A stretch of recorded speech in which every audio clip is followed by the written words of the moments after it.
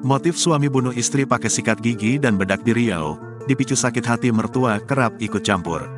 Inilah motif suami bunuh istrinya pakai sikat gigi di Karimun, Kepulauan Riau. Adapun motif suami yang tega menghabisi nyawa istrinya bermodal sikat gigi di Karimun terkuak. Seorang istri bernama Risma Fatmawati, 18, ditemukan tewas mengenaskan usai dibunuh suaminya sendiri Iwan.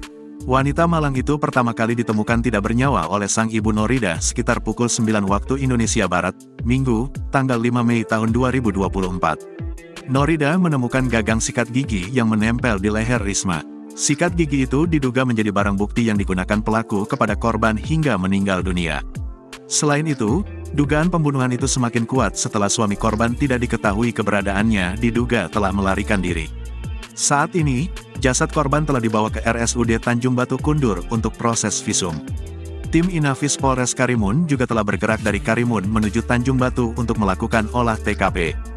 Beberapa jam setelah korban ditemukan, pihak kepolisian Kundur berhasil mengamankan suami korban.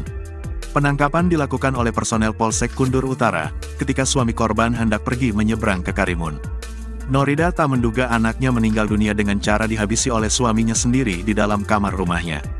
Kemudian, setelah melihat sendal yang biasa digunakan oleh korban, Norida mencoba membangunkan korban dengan mengetok pintu kamar. Menurutnya, posisi korban saat ditemukan tergeletak telentang di atas kasur dengan pakaian kaos berkerah dan celana pendek yang melekat di tubuhnya. Tidak hanya itu, tubuh korban juga seolah dilumuri bedak yang diduga dilakukan oleh suaminya untuk menghilangkan sidik jari.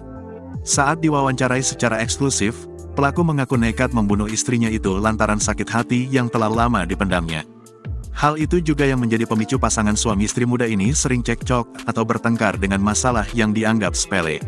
Setiap terjadi pertengkaran dalam rumah tangganya, pelaku menyebutkan bahwa ibu mertuanya selalu ikut campur.